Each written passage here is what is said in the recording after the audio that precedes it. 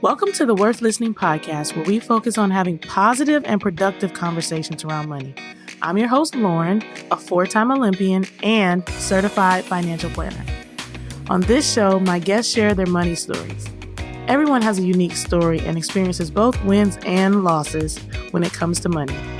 My intent is to give listeners something they can relate to, something that builds their courage to be open and take control of their own money story. When I'm not creating a great show for my listeners, I'm running my company, Worth Winning, where I help individuals and families organize their finances. Check us out at worth-winning.com. All right, now on with the show. Today, I'm excited to have Rich Jones here to share his money memoir with us. Rich hosts the Paychecks and Balances podcast, where he shows you what's possible personally, professionally, and financially, all while having some fun along the way. Beyond the podcast, Rich is a master's athlete, a mental wealth advocate, and a purveyor of positive vibes. I think Rich's message is really going to hit home with a lot of listeners today because he shares really vulnerably about some things that he's encountered. I love chatting with Rich because this whole being a tough guy and manning up thing that I hear all the time in the circles that I run in can actually lead to a man going down. Handle your business, we say. Never talk about your feelings. Don't talk about your insecurities. Men are not prone to be talking about things like marital problems or the stress of paying for college tuition or that mortgage or that car loan, their health issues, high blood pressure. They might be borderline diabetic and never say anything to anyone until it becomes an emergency. And in addition to this, there's depression and anxiety and other mental health things that you come up against. And I think this communicates two unhealthy messages. One, I can't help you. And two, figure it out by yourself, which are similar, but not the same. We know that when we know better, we can do better. And that by sharing, we are bringing other people into the fold so that we can have support. And I think it is very important that we start talking like this as it pertains to men. What are the problem-solving strategies that we can use along with the help of others? And this episode is going to be so good because Rich shares his authentic story with us today, hitting home on some tough topics that many are afraid of or too prideful to share with others. He shares some of his financial mistakes, the struggles that he had with some childhood trauma. Alcohol is something that he struggled with during his adult life. And I just thought it was a really wonderful episode, and he's such a great example to so many. So if you're not in the place you want to be with your finances, your career, or your relationships right now, this is the episode for you. Let's listen to Rich share his money memoir. Rich, it's so great to have you on the show. I have been an avid listener of your show for quite a while. Got to chop it up with you quite a few times. And now you finally made it to the Worth Listening podcast. Say what's up to the people. Thank you for having me. I'm excited to be here. It's all coming full circle. So I just told the audience a little bit about you, but I want to start back kind of at the beginning. So let's just start with the kind of where you're from. What are your childhood memories of money? Like, start us from the very beginning. Yeah. So I'm from the mean streets of Albany, New York, which I affectionately call Smallbany because ain't nothing really going on there. But that's where I grew up, born and raised about 2.5 hours north of New York City. Went there, elementary school, middle school, all of that stuff, high school. I went to a Catholic military high school, all boys high school, which was a kind of interesting experience. Had the whole basketball, sports, all of that good stuff in high school. And as far as money, I didn't really get a lot of the lessons when I was growing up. Probably like a lot of people that we talked to, where to me, money was sitting at the kitchen table and paying the minimum on credit card bills. That's what I got used to seeing my parents do over time, you know? So you remember that. Can you tell us a little bit about like what your parents did for a living? Yeah. So both my parents were actually custodians, janitors. Yeah. A lot of people don't know that. And it was interesting because you think about like how that type of job often gets portrayed, but I was actually comfortable. Like as a child, there was no lack from a financial perspective. As far as I was concerned, I had my McDonald's, my 39-cent cheeseburgers. I had what I needed. How much is a cheeseburger now? Woo-hoo. Oh, like $1.59 or probably something stupid like that. And that also tells you how long ago it was. But I had all that. And so to me, them sitting there and paying the bills, I didn't realize it at the time, but that was ingrained. It's like, oh, that's what you do. You just pay off bills. And then even when the house that we lived in, it got foreclosed on. And I remember my dad kind of making it seem like it was a good thing. I was too young to even, I was just like, we're moving. But even that was kind of like normalized, like, oh, okay, they like let the house go. And now we're like moving somewhere. So it's like I was able to kind of have a lot of different things in my childhood. But at the same time, as far as like the actual money habits, I saw habits is what I'll say. I don't know that they're necessarily good ones. Fair enough. Did you have siblings? Yes, I do. And I hesitate because sometimes I say I have two half brothers and they're like, no, if it's a brother, it's a brother. And I'm like, all right, I got two brothers and I got a sister. I technically call them half siblings because two were from my mom's side. And then my dad had a daughter. I'm the only product of my parents' marriage and union. So to me, I pretty much grew up like an only child because they were so much older. Like I'm 38 and I have a niece that's like 35. It's weird. So that also created an interesting experience because people were like, no, you're not really an only child. But I'm like, no, I am. I can be selfish as hell. All the snacks, like the sharing and things that people with siblings do that like I don't get. And they're like, what's wrong with you? And I'm like, no, it's mine. Get your own. Like things that I've seen people do because they've had siblings.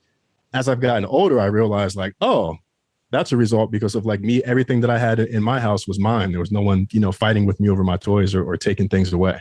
Gotcha. So they were already out of the house whenever you came along. You got to be independent and see the money messages independently of them and maybe not have that mix in too much with what was going on in your upbringing. Yeah. Yeah. And it's, I think about even on the career side of things, there weren't many conversations about that. The one thing that I had was my uncle. He'd went to the University of Pennsylvania. And so to me, that became possible. Like I hadn't even thought about the possibility of like an Ivy League school. And I remember him being like, yo, you got to start thinking about where you're going to go to college. He was the one taking the academic approach to me and trying to set me up. He knew the whole corporate life and everything. So in a way, he was kind of like mentoring me, but I didn't really know it at the time. But if he didn't give me that UPenn flyer, and then get me thinking like, oh, wait, like I could go to Cornell or Colgate or some of the other schools, I probably would have just went to the State University at Albany and been comfortable, stayed around the people that I know and not had this experience that I've ultimately had in life, all because he handed me a pamphlet, which is kind of crazy. It's so funny how little things like that can be a game changer and people don't realize how just making a little effort in the right direction can inspire someone and really change the course of their life. So tell me a little bit about how it was to pay for the education that you decided to get. So where did you decide to go to school? Were you a teenager that was like working at the first chance you got and saving up for college? Were there conversations being had despite the fact that there wasn't a lot of money in the household? Give us a rundown of how that played itself out. Yeah. My first job it was like one of those summer city jobs that they give kids when you don't even have like a work license. It's like a work permit. It's like a piece of paper. I remember the work permit. Yes. Yeah. Yeah. It's like a piece of paper so you could work. And I was one of the people who went around parks with the little claw, picking up cans and trash and all of that stuff with the stick where you stab it and then you're picking up the stuff and throwing it in the trash. Like that was my first job. And for me, like the money that I got from that was purely for fun and amusement. There was no thought of like, can I save this? It was, how can I spend this? What am I going to spend this on? It was YOLO before YOLO was a thing. Yeah, basically. And it was like that with pretty much all of the jobs that I think I had. I had that. I worked at an Eckert's drugstore making whatever it was. I worked at a grocery store. Wow, I forgot about that one. Bagging at a grocery store, working at the cash register. So like I've done some of those jobs. But the cool thing is, at least for me, is that it's given me an appreciation of what those folks go through on a daily basis in terms of the people that they're dealing with. Because I did that job for a few months and I was like, this crap sucks. And so I can imagine for someone who has to do that for like a lot longer and having to deal with people and their attitudes and their expectations, how much more challenging that can be. So like those little job experiences, yeah, they were silly, they were fun, but they've also become fundamental to how I think about and interact with people. Yeah, so much of what we do is in our childhood shapes who we become later on. And I think those experiences, like you said, can humble a person and give them a different perspective as they reach various different levels of earnings or various milestones in their life. To have that is kind of grounding. Yeah, going from those types of jobs and then As far as college, Cornell actually worked out to be the cheapest school to go to. Wow. So Cornell. Yeah. And it worked out because the program that I was in, the School of Industrial and Labor Relations, is, I forget the specifics, but somehow it was like New York State funded. So there were additional grants and things that I had access to. And the tuition for that particular program wasn't as high as some of the other ones. And so some people tried to say like, oh, you didn't really go to Cornell. You went to like the state part of Cornell. And I'm like, nah, my degree says Cornell University, bro. Like I went to Cornell. Like I got in. Right. Don't try to tell me what kind of education I got. Thank you very much. Exactly. All right. So how did you pay for Cornell then? You said this was the most affordable school, but. Yeah. So for me, it was primarily grants and loans. I was fortunate enough, and I had a couple of scholarships coming out of high school. So I was fortunate enough that my parents didn't have to pay a huge chunk. I want to say like they probably paid like, it might have been like $1,500 a semester or something like that for me. Which you hear that and it's like, oh, but this was, it was also 2001 at the time. And to me, it was just like, okay, they pay the $1,500. This other portion is taken up by these loans, which I'll pay back at some time. I got these grants and oh yeah, I'll get a credit card too while I'm at it, because that's what you do. You put debt on it and spend money. And so I was fortunate that when I graduated, I had student loan debt and it took me probably about 7 years to pay it off.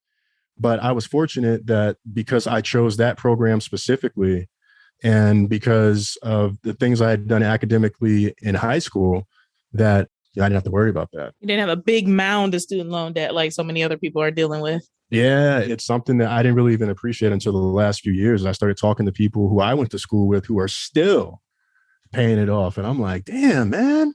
And then you find out some of the things that happen and like, oh, like I thought I was going to be able to do this, or people co-sign it. Just all of the scenarios that people have when folks start getting involved in their money and they don't understand how things work that they're doing. Well, what was the college experience like from a friend standpoint? Did you notice anything different about their lifestyle versus your lifestyle? Were you guys having conversations about money? Were you exposed to any kind of money management things as per college? No, not at all. I feel like I just used something from college like 2 years ago. And I was like, finally, something was useful. And of course, there's the connections, the friends, the sports, the actual skills that allow us to go out and do their professional thing. But we weren't talking about money. We were partying. Right. Having a good old time. Yeah. Oh, yeah. We had one of those houses. So if you went to college, there was probably a house where you just knew like the numbers of the house and like that's where the action was. So it was like, yo, go to 804. Like you knew that's where the party was. I mean, it was like 9 dudes living in a house, which disgusting. But but I mean, we were having a great time. I ran track while I was there for 4 years, pledged Omega Psi Phi Fraternity Incorporated while I was there. I had the full college experience with a little bit of everything, athlete life, frat life. We weren't talking about money. We were just spending it. We were doing the stupid mess where you would go and ask for a loan to get a refund check just to have money to spend, not thinking about the fact that you have to pay that money off later on. Okay. So how did that play itself out when you got out of college? What kind of degree did you get? And what was the plan when you finished? Yeah. So it was a Bachelor of Science in Industrial and Labor Relations. Even before I left school, I thought I was going to be a management consultant at a Deloitte or one of those companies. Interviewed for one of them, did not get selected. I felt horrible about it at the time, but it actually ended up to be one of the best things that's happened to me because as I've learned more about myself and my personality, I'm a hardcore introvert. So like that traveling, always in the go, always having the smooth, fake it and all of that stuff, like that just wasn't me. When I got out of school, I actually went into a management training program for a business services company that sold like first aid supplies, safety supplies. Literally, I was driving a van down by the river to go to different industrial complexes and stuff like that to stock their first aid kits. And that's not what I thought I would be doing out of school at all. Did you feel like that's not what a person with a degree should be doing? Yeah, I did feel some of that. And I had to humble myself. And actually taking a step back, my previous internships were in office settings and it felt just like, you know, you're going into an office and you're doing the white collar stuff. Whereas with this, I'm like, it's a full-time job. They told me it was a management training program. Here I am in blue pants, steel toe boots, and a dirty ass collared shirt, driving a van, stocking first aid kits and lifting stuff in a warehouse. And I'm like, that's not what I went to school for. But in the process of having that experience, and generally us having experiences like that, we learn something though, right? And so I learned like, okay, this is not the type of work for me. And then in retrospect, having to wear the uniform and do that, like it actually wasn't even that bad. I think at the time it was like, this isn't a cool job to be able to tell my friends about. There's probably a lot more of that because, I wasn't getting a big paycheck. It was enough for me to be whole and to have some money to spend, but it also wasn't glamorous like being a management consultant or one of these other fancy titles. Yeah, I think there's so much perception of that we're trying to keep up with. Is this idea of like, oh, I'm a college person now, so I need to do X, Y, Z, or I need to look like X, Y, Z, or I need to spend or be able to say I am. So there's a lot of titles out there pertaining to what is glamorous and what isn't. But ultimately, it's about like living the most authentic life in the best way you can. We don't know that when we're in our 20s for the most part. No, I even thought there was a period of time simply because I lived in Albany and RPI, Rensselaer Polytechnic Institute. It's like a good engineering school. And I was like, you know what? I'm going to be a software engineer, and just wasn't great at math. And then it was when I took the SAT 2 math in high school. It's the only exam I've taken that I've not finished, where like I started looking at it and then I just like got up and like walked out, and my dreams of being a computer scientist quickly faded away right there at that point in time. Because that wasn't for me. It sounded great. Like that's what you do. Computer science, go make money. I didn't really want to be a lawyer, even though I considered it in college again, because I'm like, well, maybe that's like what I'm supposed to do. It's definitely there. Even when you don't have a lot of representation of what you're supposed to do, I had that uncle. Like you still will fill in the gaps based off of who's around you. Yeah, no, I love the way that you just said, you're just like, and I just got up and I walked out. I bet that resonates with so many people because it's one of those things you just kind of slide to the side and pretend like, oh, that never happened. But the reality is sometimes you're just like, ooh, I am not well equipped for this particular situation. Let me just exit stage left. Yeah. Both teams played hard. But it's also, like you said, a blessing to be like, okay, this is not the lane. So let me go figure out what the lane is. It's a process of elimination that we're doing during life, but we feel like it's failure when it's not actually.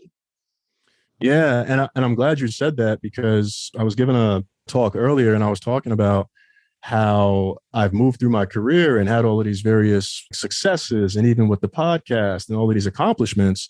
But for a lot of that time, I got what I wanted and I still wasn't happy at the end of the day, because the way that I was operating, I was existing in service of others almost to the detriment of myself, where there were so many ways that I wasn't prioritizing like what I should be doing. And, oh, this is what people will think is cool and all of this other stuff.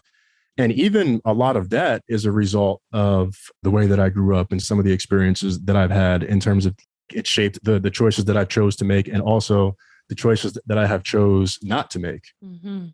Okay, so bring us present then, because it sounds like we're getting into some good stuff here. We're out of our first job. Life happens. Bring us from first job, not fun. Yeah. Oh my goodness. Yeah. So, I mentioned this job when I got out of school. I did that for probably like 2.5 years. And at the time that I left that job, I was working in outside sales. So doing the whole thing in a suit, making a ton of phone calls. Did not like that either. And that was actually the first time that I'd gotten access to a 401k. And I was one of the people who I just like did nothing. I was just like, what's this? Like, it wasn't until I left the job that like, I was like, didn't I have a 401k at that company that I had to go back and like get the information to access it? And then to be horrible financially, I decided at some point in time that, it's only X amount of dollars in this for, let me cash it out. And I just like cashed out the amount and put it in my pocket, because I thought it would be better for me to have that money at this time and instead steal from my older self. So I was even doing things like that. But I got to a place where I decided that I wanted to become an HR generalist. And I had trouble getting an interview for that type of job because, that whole excuse, like, oh, you don't have the experience. It's like, well, how the hell do I get the experience? Yeah, it's like, well, what am I supposed to do? And so I had to find a stepping stone, or what I actually called a takeoff board role that would maybe not be the role of my dreams, but it would position me to ultimately land the role that I actually wanted. So it was kind of like an in-between role. And I went into headhunting. Oh, that sounds, without context, that sounds crazy. I went into recruiting for a staffing agency. So essentially not a recruiter who works in-house at a corporation, but these folks basically work on commission like salespeople. And the reason I had done that is because of the transfer of skills. I knew, oh, I've done sales. This role is sales-like because you're selling jobs to candidates and candidates to companies. And so I knew the skills were transferable. And I also knew that it would count toward the credit that I needed to get to sit for my professional and human resources certification exam. When I took that job, I knew it had a purpose, but the other thing was I took it in January of 2008, which, as you know, that was not the best time to go into a job that's heavily commission driven, doing work, although while still sales different than what you've done before. And so then there was a point in time where I actually made a little bit less than my last role, which was kind of interesting. Yeah. And so all the while, all this is happening, spending habits haven't changed, money ideas. I had a stretch. I had a good stretch. My third 100 of the 400 was all right, but came down to the finish line. Like, no, ultimately I went back to it because there was actually a point where I paid off a credit card that I had and was like, I'm free. But then I started spending again and then just went back to normal. What had happened was, right. Yeah. And that would be exactly it. Like, oh, I'll pay it off next month. Like, oh, it's not that much interest. I'll pay it off next time. And then that's how it starts. And then I would pay it off again and then let it balloon again. So that trend continued. I mean, I think about like the Freaknik Miami trips that me and my boys took. Freaknik not a thing anymore. Now you're really aging yourself here. Yeah, I am. I'm okay. I'm washed. I accept it. But yeah, I think about like a lot of those trips. So yeah, there were years back to back, going to Miami, going here, doing this. You know, my friends were doing things in music. So going around with them. I mean, I was spending a lot of money. I really didn't get a good hold of my finances probably until I know it was like this decade. Actually, no, it wasn't. No, it wasn't this decade because this decade only has like a year in it at this point. So it really wasn't until I got into my 30s that I got a good grasp of my finances. And there came a point, I don't know exactly what had happened. I think one, I was in a relationship and it was in a pretty dicey place. And so I was in one of those inflection periods where I was like, I'm like not really happy with how things are going. And I'm starting to care a lot more about other topics. So what I didn't mention is also while I was doing the day job thing, I'd been a blogger for a number of years too. Oh, what was the topic of the blog? Dating and relationships, coincidentally. Oh. Yeah. So I ran a dating and relationship blog where it was like all male writers. It was a really interesting era, probably one where I would not go back to. That this was like back at the time Steve Harvey had his book come out and the whole thing was men telling women what to do. It was like that unsavory era. That worked so well. Yeah. And so I was running this blog and I got to a point where I was like, yo, I'm tired of talking about dating and relationships. There's so much more stuff that's important. I feel like I'm like one financial disaster away from being in a really difficult situation. It was like I had that moment where I was like, where I didn't feel secure. I had that like, man, if something goes wrong, like, I don't like this. Ooh, which is bold to admit as a male, I think. I think a lot of men have pressure around, having to feel like they have it all together or having to look like they have it all together, even though they feel like, oh my goodness, I'm one financial disaster away from ruin. Yeah. I mean, but that's why we won't be talking to each other about this stuff. Right. It was easy for us to sit up there and pontificate about men's matters of the heart and why we don't call numbers we get and like all of this other foolishness. It was easy to talk about that. And we've said in the finance space that people will be more willing to share stuff about their sex history than to talk about money. Yep. And we still know it to be true today. Yeah. And we still know it to be true. And so it's interesting, even the conversations with my guy friends now, when it comes to money, it's different. And we all have pockets of friends. I got my college friends who are still words that end in an AS. I'll say that because I know this is probably a family-friendly show.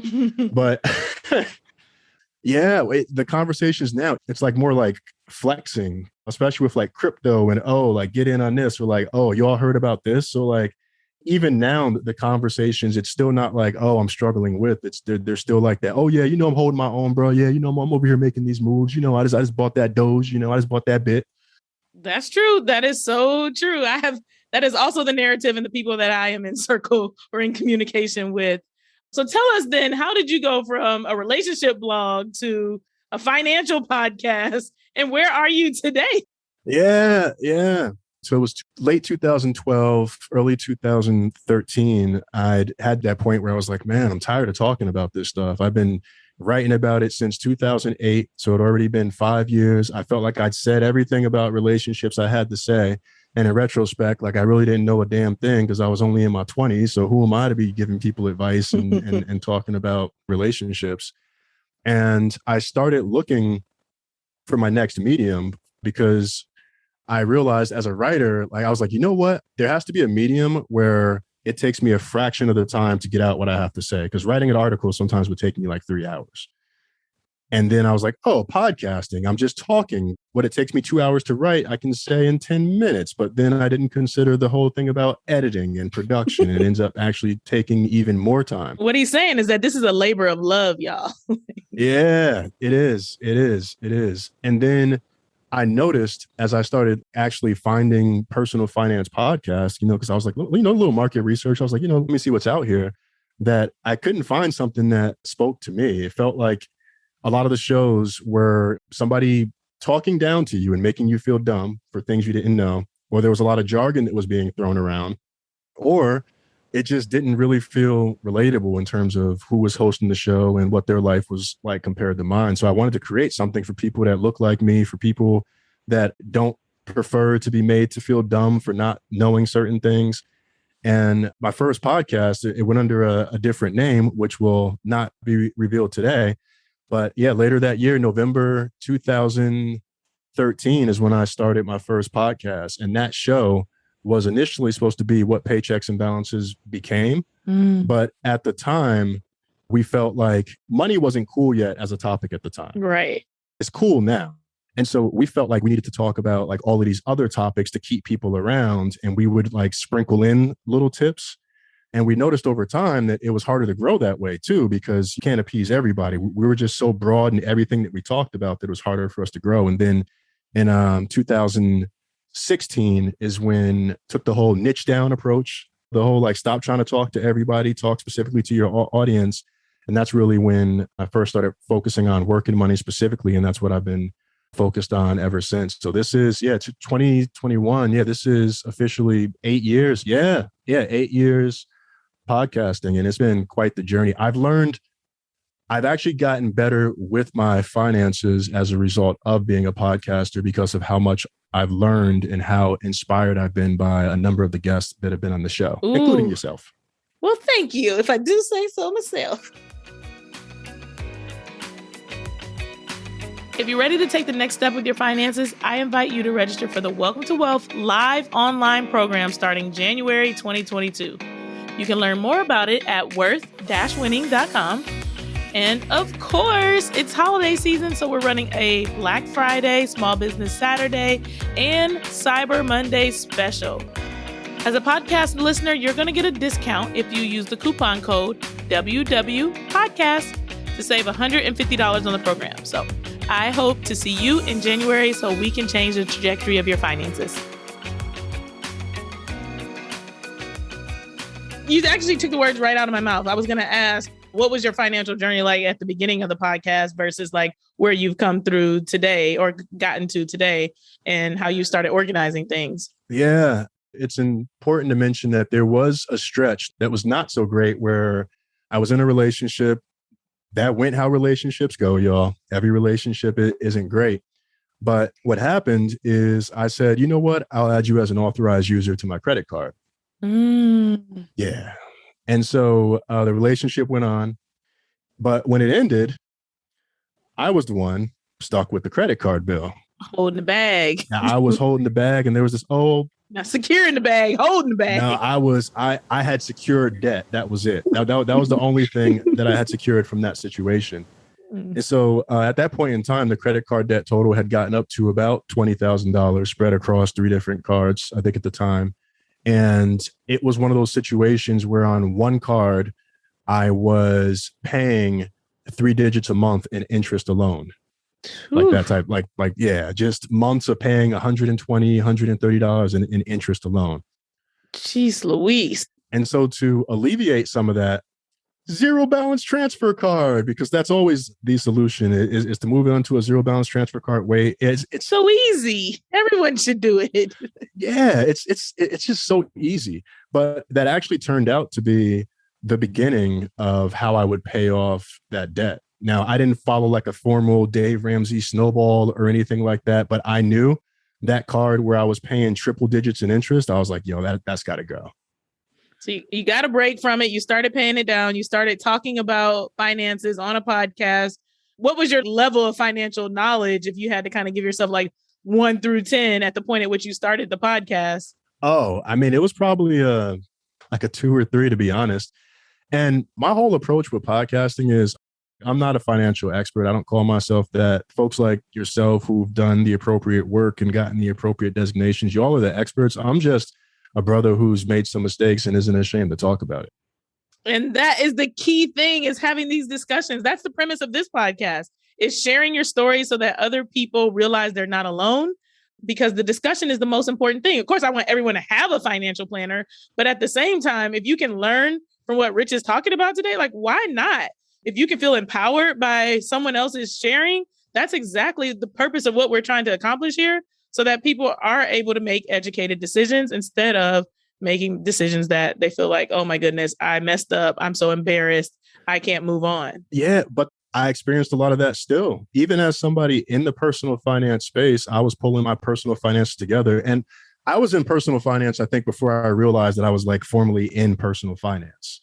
But I started seeing what other people were doing. And there were periods of shame or times where I'd be talking to a guest and they would say something and they would assume that I knew what it meant. And I actually didn't, but I might have nodded along. But there were also times where I was like, the audience may not get that either. So you got to explain that, bro. And I've had things where I've made financial mistakes and I've gotten late fees, not $30 late fees, but like I've had like a late fee pop up or like I forgot something. So like I've made those like little mistakes and had all of the bad feelings. And most importantly, I knew what it was like to not feel so great about where you were financially and how that can impact all the other aspects of your life. So I didn't want other people to feel that way. And that's consistently been a fuel. The fuel has really been like the younger version of me. That's like always who I think about. And not just like the spending habits, but like the confidence struggles, the questions that I was afraid to ask, making sure that people are aware of all of that stuff and that they can see what's possible, not just financially, but also personally and professionally as well, you know? Yeah. And I think it's so important. You talk about like the mental aspect of it, like, having low confidence, feeling embarrassed, all of these things like play on your overall mental health. And you and I brought up a term. Well, you brought up the term to me when we saw each other recently, and you referred to it as mental wealth. So tell me about the idea of mental wealth and how that term came to be something that was meaningful to you. Yeah, I think in this past year and change, we've all had a lot of reflection time. And I started thinking about where I was in life. And I might have mentioned along the way that like I'd had this experience where I felt like I kept getting what I wanted and I wasn't happy. When I really started to get to the root of it, I realized that there were a lot of issues and things that had nothing to do with work and had nothing to do with money that I actually needed to address. And a big part of this that I don't think I've mentioned yet is that while I was having all of these successes and everything is going so well, I was struggling a lot with alcohol. And that kind of became a crutch. And in some ways, my career even became a crutch for why I couldn't do things, why I didn't have time to train, all of this other stuff. But then I also noticed that like my relationships had suffered. And despite the fact that I would get all of these things, material or otherwise, like that satisfaction still wasn't there. And I realized that one, the drinking had to stop. So I had to give myself permission to like quit. So July 1st, 2020, 8:12 a.m. made that decision that I was done. And since then, I've welcomed so much abundance into my life. And that's where the mental wealth really comes in. And so, for example, and it's just the way that it worked out. I quit July 1.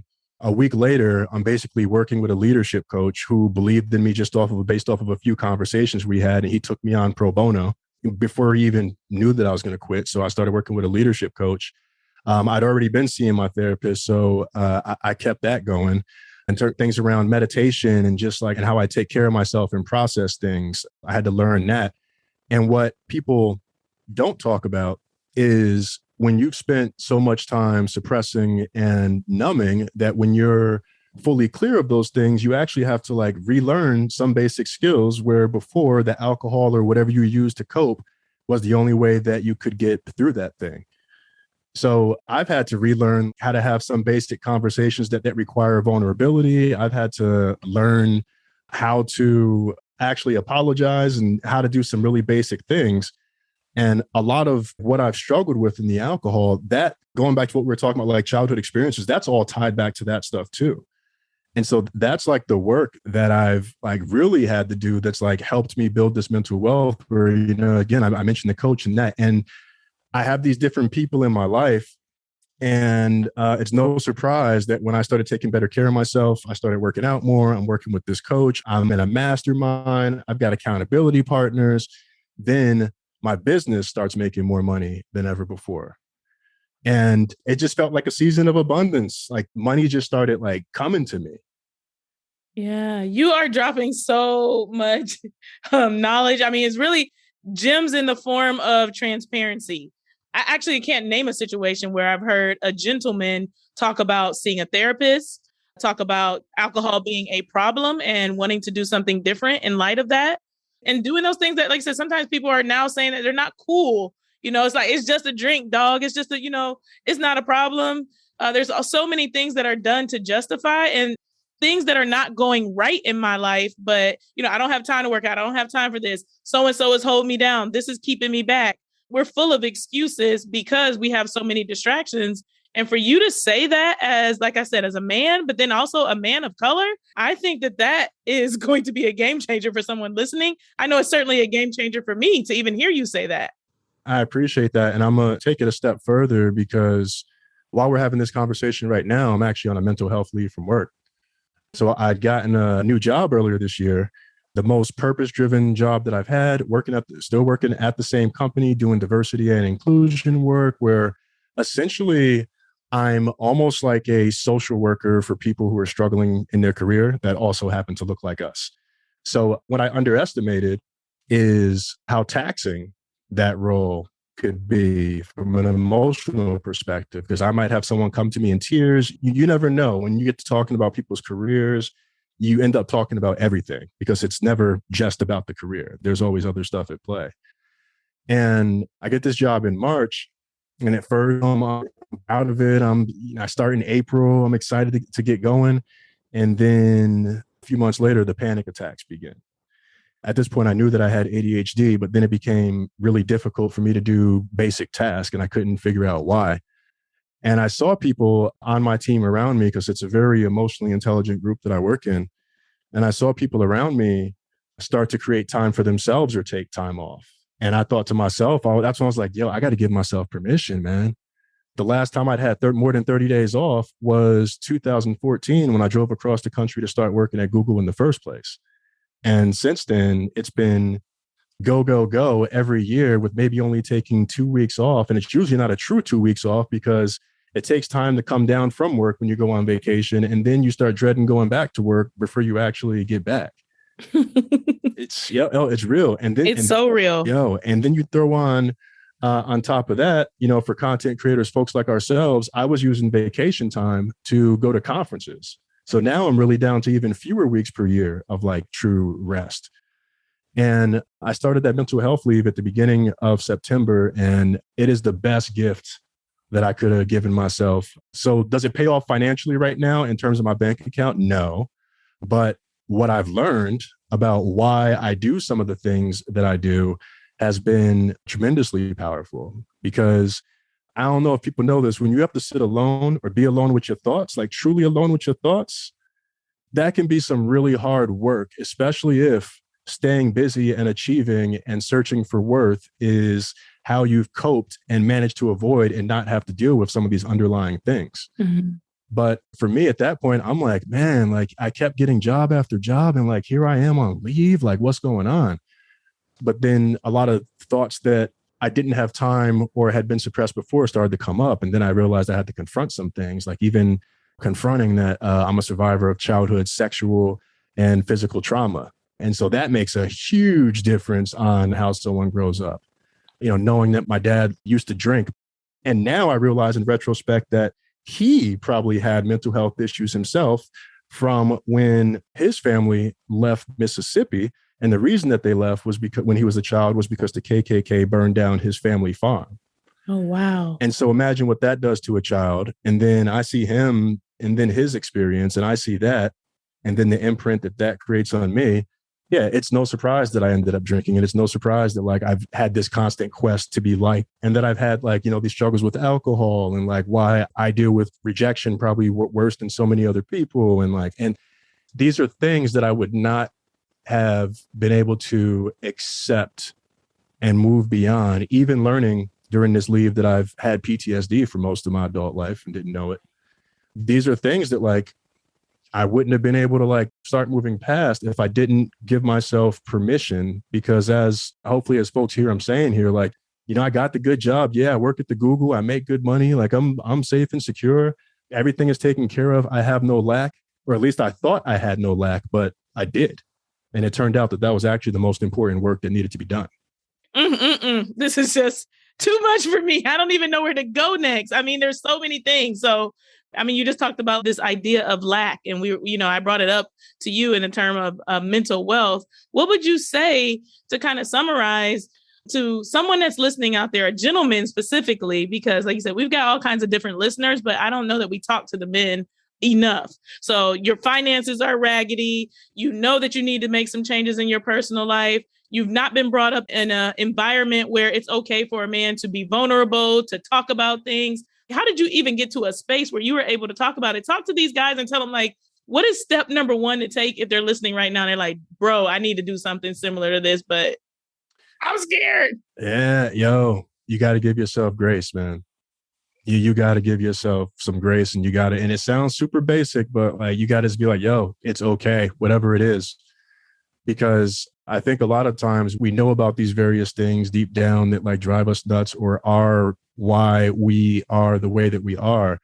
And what we do sometimes is instead of addressing the issue, we try to just like move through it. And avoidance never dissolves the issue. It doesn't go away.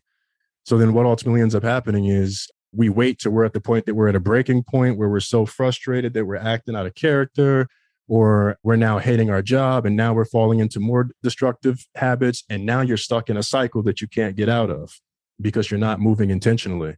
So I think I really think the first step is to spend some time with self and just be like, yo, like, what do I want? Who am I? What am I doing? Generally, I don't think we do that type of reflection work enough because we're so much caught up in like the go, go, go and like trying to meet the deadline.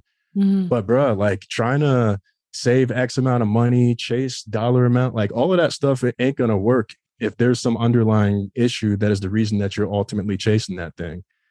And if you're not making progress in your career and maybe you're letting life happen to you, which is something else, when you're not intentional, you let life happen to you. So if that's happening in your career, that's probably happening in other aspects of your life as well. Mm-hmm. There's obviously a bigger, darker reason now, but there are a lot of things that like I've let happen in my life because like that's just what I knew. And, and there were other things that I learned to do, like dissociate. Like there's stuff I didn't realize that I knew that I was doing as a result of trauma, that I would be sitting and watching TV. Mm-hmm. Like, for example, PTSD, most people associate that with the military. And so in my head, PTSD was a white military vet on a lawn wearing a beater in his drawers, holding a gun while the police are like trying to calm him down. Like that to me was what PTSD was. And I mention this because a lot of us are walking around with stuff and we don't even know we have it. And we're constantly like looking for answers and feeling bad about the way that we feel. I know the ADHD at times, because I've been so squirrely, it leaves me feeling like I let people down. But once you start to understand that stuff and you start to understand more about yourself, just like anything else, sports, you can start to develop a plan to make things better. It doesn't have to be as painfully slow or as complex as anyone may tell you it has to be. It just be like, yo, like I'm gonna just spend some time even just like writing out like what I want and why. But I think most people don't know their true why. They have the surface why of what looks good and where they're supposed to be, but they don't actually understand why they're moving through the world the way they are, which impacts your mental, man. When you feel like you're not contributing or you're not meeting your value or you're not walking with your purpose, there's an impact and there's a cost to that too. Right. And one of our colleagues always talks about the idea of chase purpose, not money. And it's so important in the frame of what you're talking about is this idea of like, what am I here for? What am I meant to be doing? And so this is a financial podcast, but we're talking wealth. In order to be wealthy, you got to cover all the aspects of your life. So are you physically wealthy? Do you have a wealthy community around you? And it's not like rich people or people with a lot of money, but are they living an abundant life? Yep. Are they speaking abundance into you? Do you need to change your environment? Whatever your higher power is, are you thinking of that and meditating or speaking or praying or whatever is necessary in order to be able to truly create wealth? You don't just create wealth by earning money, by having a job, doing some sort of work. Your purpose is so much bigger than that. And true wealth is not going to be a dollars and cents sort of thing. You got it. Like everything that you mentioned there, that is all mental wealth type stuff. And I know I've mentioned sports a couple of times. And that alcohol and my job were reasons that I wasn't able to get back in track and field shape. Well, when I got to 1 year of sobriety, I made the decision that, I'm sober and I have the most space that I've ever had in my life. This thing that was previously a crutch, I can now go after the thing that I really want, which was to get back into competing. Not anything specifically as it relates to my career. Like I'm not going to say what my passwords are, but like I've had passwords where my long jump goal, like all this time is still in me. I just blew through my old long jump spikes from 15 years ago. I put them on and like blew through them and like ordered new ones. But the mental wealth building, the people that I connected with, the work that I've done on self consistently put me in a position, along with the career decisions that I've made and getting better at saving money and now being debt free, it put me in a position where I finally had the space in my life to go after that thing that I really want. Without this network of people around me and without some of the initiatives that I've taken and investments that I've made in self and the amount that some people have poured into me, because I've also just had some conversations where this probably happens to you. You ever just be feeling like down and then someone like comes to you with like a compliment or something nice to say like at the right moment, or they come and give you a boost of what you need? I have had someone come and just like even this podcast right now, like I'm in a period of trying to find clarity for myself, and just listening to your story has been inspiring. So it's so funny how somebody will show up in the right place at the right time and give you exactly what you need, as long as you create space for them. So I thank you for sharing so much of your story with us. I mean, I guess as we kind of transition and think about the idea, like, one of the things you talked a lot about was like, problem with alcohol, but also like struggling with debt. I'd imagine alcohol costs money. I talk to my clients all the time about those $12 drinks and things. So how are you like realigning your finances in light of your new clarity? Yeah, that is a fantastic question, because I'm trying to get into this app that I used. There's a sobriety app that I use where I could have told you exactly how much money I've saved, but it's probably been a few $1,000s in that year and a half or whatever it is, because it was tracking. And I remember when it was at like 500, because I think about the drive into the store and then food, and it wouldn't just be the alcohol. Then you eat bad. Then you're just making some like horrible online shopping decision. Like it's all cycles. Like that's what this all comes down to in a lot of ways, is cycles that we need to break. Because also, if I were to go back through bank statements over the course of years, I would be able to tell you where my life was most turbulent by how I was spending my money at that time. Because when I get out of control and when I go back to my old habits, and so all of this stuff that I'm talking about, the therapy, I'm still not perfect. I still get incredibly stressed out. And when I get incredibly stressed out, I become an emotional spender, an emotional eater, and I stop looking at my bank accounts and I stop tracking things as closely because it all feels so overwhelming. I can see these spending habits directly in my bank account from those periods of time in my life. And yeah, it's never just that one thing. So if you go out drinking, then you're out getting pizza, and then you're out doing this thing, and now Lyft, Ubers, like it adds up fast.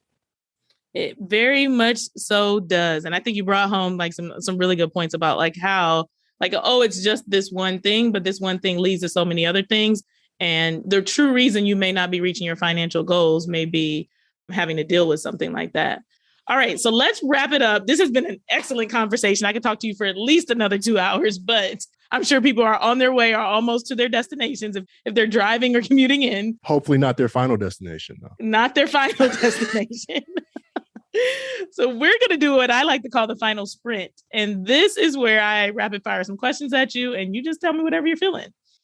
All right. So first thing is your best money habit. My best money habit is definitely my weekend check-ins.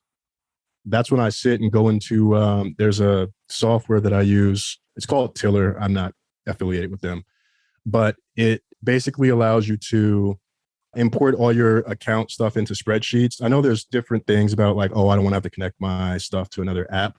But when I go in on the weekend to fill cells and with the appropriate category, that's also the opportunity for me to be like, oh, like, damn, man, I spent that much this week on Welch's fruit snacks. Like, damn, that's a lot. So having that, like that's been super helpful. But I also know when I'm extremely stressful, this is what I alluded to earlier, I stopped doing that for a couple of weeks. And that tells me, like, that's how I know I'm like, yeah, I haven't looked at my numbers. Like, I need to get back to center. Gotcha. Okay. And you do it every week. So take that as a point. I always talk about budgeting, everyone, but Rich is doing it. He's doing a weekly check-in with himself to make sure he's on track financially. It doesn't have to be hard. I literally go in and populate cells. And then I go to the next tab to see the outcomes of all of that stuff, to see where I'm at overall. And I think a lot of times we overcomplicate things for ourselves, even staying on top of this stuff on a day-to-day basis. And I couldn't call it a habit because I don't actually do it every day, but I get an email that shows me the last day's transaction history for all my bank accounts and all my balances. So every day in the morning, I just open my phone and I'm like, okay, let's see how I'm doing today. And so that's not the deep dive that I'm talking about, but even just like that peace of mind where like I'm on top of any strange expenses and I can get to stuff that oftentimes like we'll let months go by and not realize that, oh man, we got billed or charged for something that we shouldn't have paid for. And now we've lost out money that had we been paying attention, we could have gotten back, Amen to that. As someone who likes to know where every dollar is going. All right, finish this sentence. That awkward financial moment when you realize your partner is better with money than you are, and you're supposed to be the personal finance person. Ooh, that could be a slightly awkward financial moment. It's not awkward to us. To me, it's great because, she gets money, I get money. But it was funny because I'm like the personal finance person, but she has like all the great financial habits because she did learn a lot of that stuff when she was growing up. So like it was an awkward moment, but I'm actually happy because she's responsible and she's an authorized user and right. Not going to get me bodied. All right. So you're back to authorized user then. Yeah. And this one, yes, because even as of a year ago, I probably would have said never do that. But given how much I've just learned and how this relationship is set up compared to the past ones, intentionality was not a thing in my past relationships. I mean, a lot of times I ended up in them purely out of convenience, to be honest with you. And when you move like that, this is the type of thing that happens. So, I mean, the biggest lesson probably from that was like, here's what happens when you don't move in intentionally. You get out what you put in. Exactly. All right. So you have $20 in your pocket right now. What do you spend it on? Oh, $20. So as soon as you said $20, I immediately thought, what food can I get? This is going to be super random. Right now, I would get an ice cream from Carvel. Those Carvel ice cream cakes with like the crunchies in it. Crunchies? With like the crunchies. That was my jam back in college. Yo, I haven't had one of those in like so long. And the other day I actually thought it, like someone mentioned it on a radio show. And I was like, yo, I would love to have one of those. You know what? If I had 20, I might splurge on that. I might splurge on that right now. All right. Last but not least, can you share with us one thing that you would like to improve about your finances in the upcoming year? Do business finances count? Yeah. It's your world. I'm just living in it. Yeah, I actually think about my business finances on this one. One thing about all of this stuff that I've done with podcasting over the years, it really has been a labor of love. And so money hasn't been the reason that I've been doing it. But as I start to realize like this needs to become a business and not just I do it to serve, like that won't change, but I need to start treating it like the business that it actually is. And I've gotten better about that in terms of like hiring and other things. But as rigorous as I am about my own books, I need to be as rigorous with the business books. And by that, I mean services, subscriptions. It's actually no different than personal. There's service subscriptions that have been going that I'm evaluating. Do I really need to use these? Are there situations where it actually makes sense for me to pay the 1 year versus do the month to month, thinking that I'm just trying it out, but then I end up paying more after that year is up? And then also generating revenue, because I haven't needed to go after money because I've had a day job while also doing this, and the opportunities that have come into me and that have come into the brand, like I've done no work for, and I don't wear that as like a badge of honor. It's just worked out that like opportunities have come my way. But I'm starting to be like, I need to generate money, and these services and some of these things that I'm doing that I'm not paying as much attention to now, I got to get on top of, because in 2022, it's on and popping. Okay, well, let's do it then. Yes. You have made it to the finish line. Look, you can appreciate this as a track and field athlete. You now are on the podium. You got a gold medal. So this is your time to shine. Tell us where we can find you, how we can support you, what you're up to. Tell us all the things. Yes. So I am around the web at I am Rich Jones. If you want to follow Paychecks and Balances, which is the podcast and a lot more, there's a blog, newsletter, all of that good stuff, paychecksandbalances.com, at Pay Balances, nice fitting name, on Twitter and Instagram. And I'm also making a really big push on LinkedIn as well. So, follow Paychecks and Balances on LinkedIn, follow me on LinkedIn as well.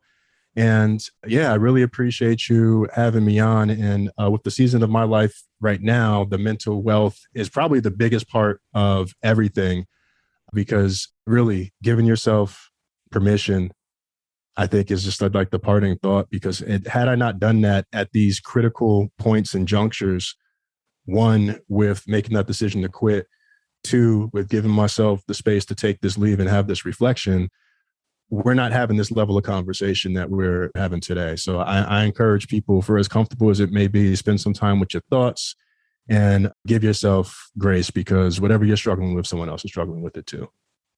Amen. Hallelujah. Thank you so much for giving yourself permission to share your story with us. I hope you enjoyed listening to Rich's Money Memoir. There were so many incredible nuggets shared. I truly believe that this will be life-changing for someone listening. Rich shared how the universe rewards him for being transparent, and the more he shares, the more wonderful things come his way. I cannot thank him enough for the transparency that he shared with all of us today.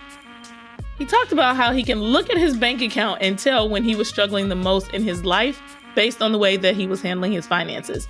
I think a lot of people can relate to that. Mental health impacts every area of life, including our finances. This is why it's important to take a holistic approach to getting your personal finances in order. Money is a personal matter that can bring up a lot of emotion in other areas of your life. And tackling our finances requires us to be vulnerable and honest with ourselves, and often with others as well. Don't be afraid to enlist the help of a financial professional or a financial therapist, or just a regular therapist if you need to deal with mental health, deal with money, or deal with your emotions around money. Yes, there is a thing called a financial therapist. We'll drop Lindsay's information in the podcast notes as well. All right, that's all I've got for you. Until next week, when we wrap up our mental wealth series.